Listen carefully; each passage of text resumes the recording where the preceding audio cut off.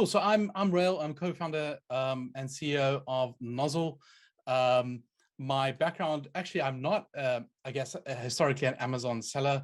I'm more sort of a data AI type background. So I've built a number of companies using machine learning. Learned a lot of things. Well, most of the things, I guess, the hard way around. Ray, sorry, Ray, the Yes. screen's still being shared. I think yeah, sure. I'll share it in a bit. This is just sort of general. Oh no, but I can just see the other one. There we go. Now perfect. Thank you. No worries. Yeah, so learned many of the hard lessons around what works in AI. The hard way. I think one of the more interesting learnings, I think, for me is when you're building a AI-based product. It's all very well when things go well and you're getting, customers are getting the good results. But if things don't go well and you're unable to explain why, that's when problems arise, right? And customers are not happy with that. And there's definitely some of the lessons I've taken into things like Nozzle. So cool. Anyway, what is Nozzle? What problems are we solving? So really, Nozzle's mission is to give every Amazon seller the power to understand their customers and grow their business. And so specifically, I guess for us, what problem are we solving is we feel that it's not enough anymore to just, I guess, sell products on Amazon. It's really about this idea of building a brand. And there are many ways to build a brand and measure how successful that is. But for us, one of the core things is really understanding your customers on Amazon. What are they doing? How many of them are coming back and buying again? How long does it take? Are they buying the same things over and over? Or actually, are they jumping across different products in your catalog? And this is something where Amazon makes it pretty impossible to do. And that's the problem we're solving, is giving you that sort of customer journey type information, and very importantly, how to use that information to make progress in your business, whether that's profitability goals or sales goals, things like that. So today's topic, and this is where I'll start sharing, is on a very, I guess, specific type of metric, which is customer lifetime value, aka profit per customer. So I guess the background, I'm not going to spend too much time on the slide here, but the backdrop, I guess, for Amazon sellers is, last year was a pretty tough year for most sellers. There was a report yesterday by Marketplace Pulse where total Amazon fees are near 50% of the selling price these days. So Amazon's eating up an enormous chunk of your margin there, and sellers ultimately need to find another way to compete. And if you look across to the D2C world, a well understood and popular strategy is this idea of not necessarily breaking even on that first purchase, but to have a clear timeline backed up by numbers when to break even. It could be the second purchase, it could be the third purchase. And really, Amazon just doesn't give you that sort of data. And ultimately, this is leveraging arguably the most important asset in your business, which are your customers, and specifically the repeat customers, to change the economics of your business, gain market share, increase sales, profitability, all those sort of things. So I guess the main question is, well, does this really make a difference? And so we ran a study across all our customers, which focused on this idea of a increase in the customer retention rate. So what we mean here is getting more people to buy at least twice. So a 1 percentage point increase in customer retention rate, let's say it was 20 and you moved the needle to 21, right? Just a small 1% increase, results in a 7% increase in profit, not sales, in actual profit. And that's because some of those people are going on to buy a third time, possibly a fourth time. And in a large majority of those cases, you're not having to pay for that second or third purchase. There could be subscribe and saves. They could be going into their order histories. And so a lot of the time, this is just sort of, pure profit there. So it's a 7x multiplier if you can just get more people to buy twice. So a huge difference in today's sort of, tough selling environment. And so introducing customer lifetime value and customer acquisition cost. I'll always talk about these things, I guess, two sides of the same coin in many ways. So what is customer lifetime value? Another way of calling it is just this idea of profit per customer over time.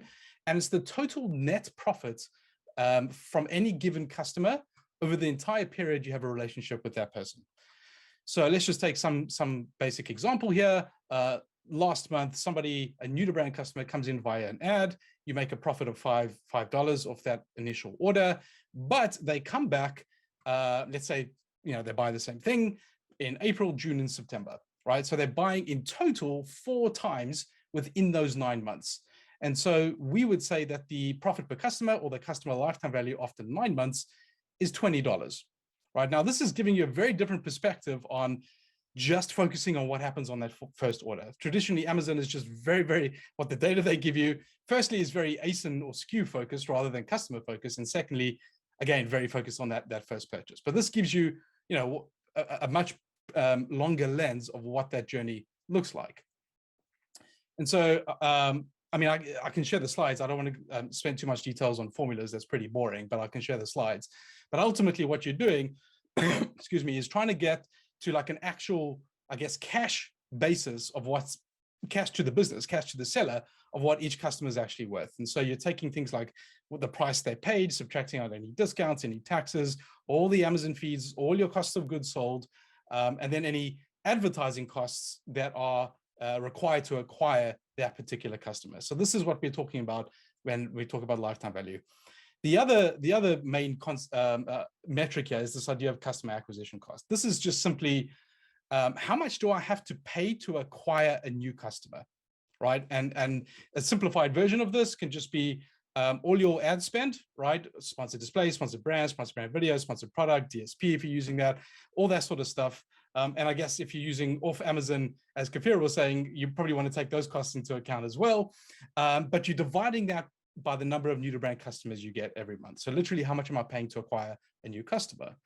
And so this really boils down to quite a fundamental sort of business equation, which is if your profit per customer or your lifetime value is greater than what you're paying to acquire someone, well, then you're in a very good place, right? You can successfully grow your business.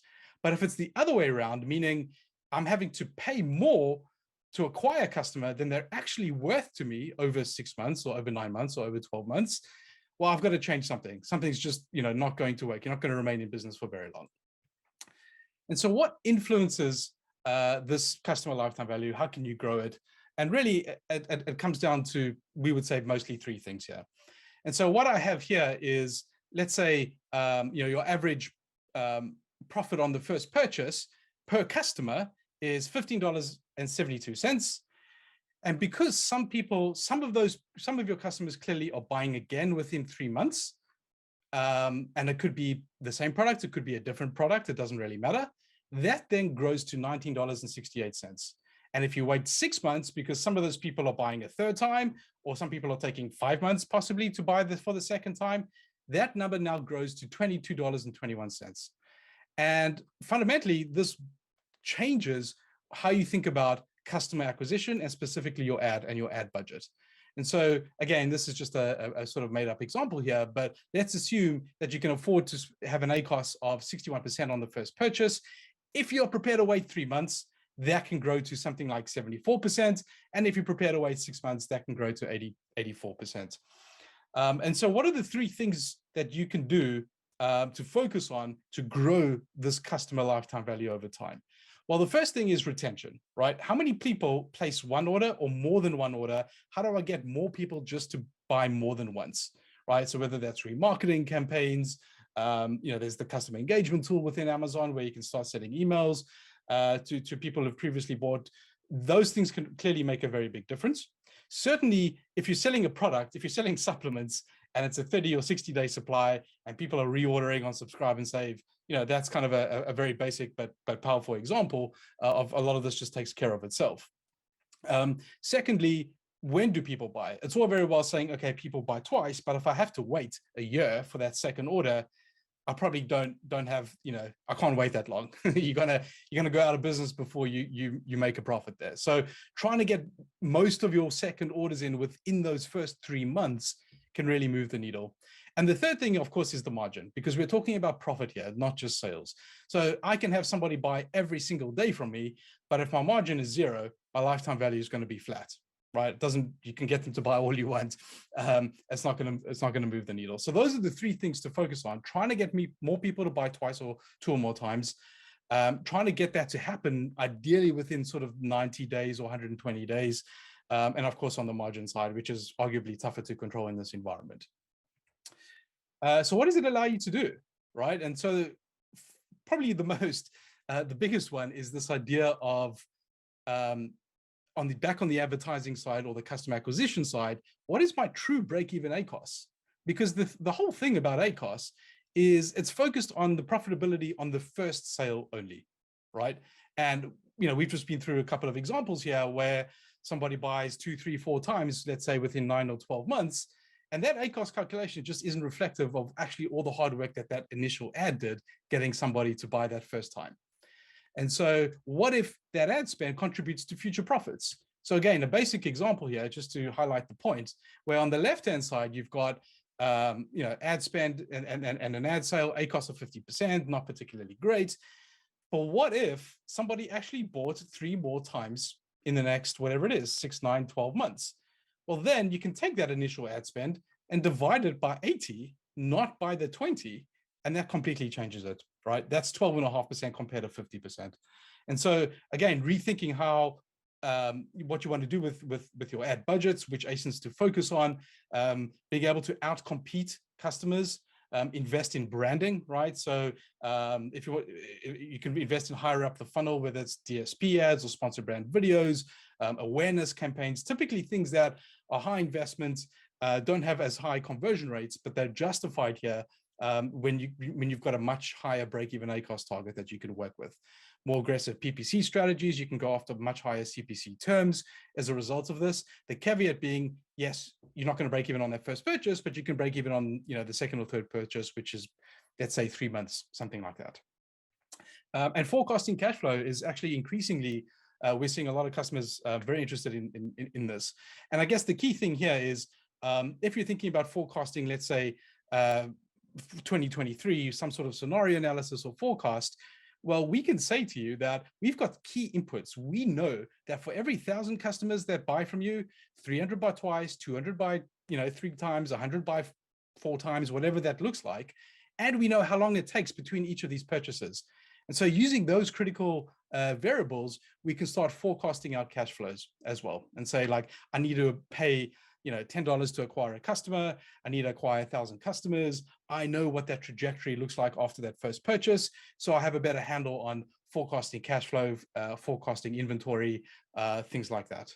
So that's pretty much it from me. Happy to take as many questions. I hope there are lots, but thank you again for having me.